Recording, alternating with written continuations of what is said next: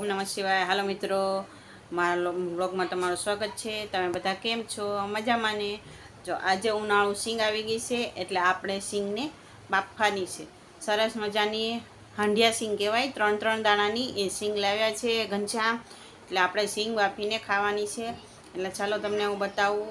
ઉનાળું સિંગ એના આપણે મોઢિયા ફોડી ને હળદર મીઠું નાખીને બાફવાની છે, એટલે સરસ મજાની સિંગ થઈ જાય। જો સિંગ જો લાવ્યા કાંક નવું લાવ્યા।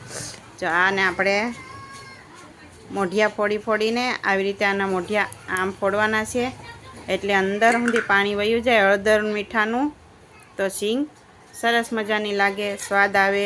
લારી ઉપર વેચતા હોય એવો સ્વાદ આવે। એટલે સિંગ થોડોક પીળા કલરની થાય હળદર નાખીએ એટલે, તો સરસ મજાનું લાગે।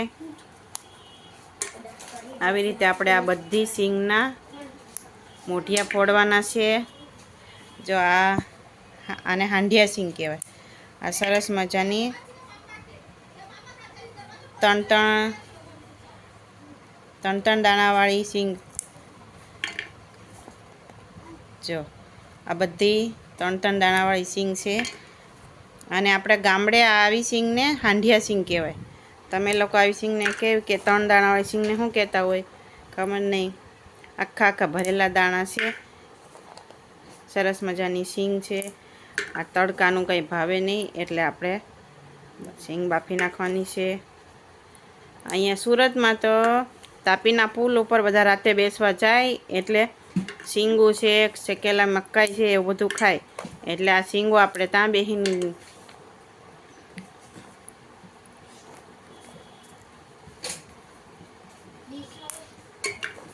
એટલે અમે બેસવા જઈએ તો ઘરેથી જ બાફીને લઈ જઈએ ને, ત્યાં બેઠા ખાઈએ। એટલે એમ લાગે કે લઈને ખાઈ લીધું। એટલે જો આ સરસ મજાની આપણે સિંગના મોઢિયા આટલા તોડીને હમણાં બાફી નાખવાની છે।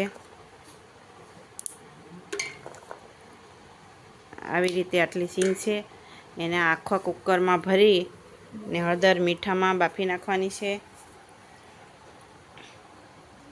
એટલે સરસ મજાની સિંગ થઈ જાય।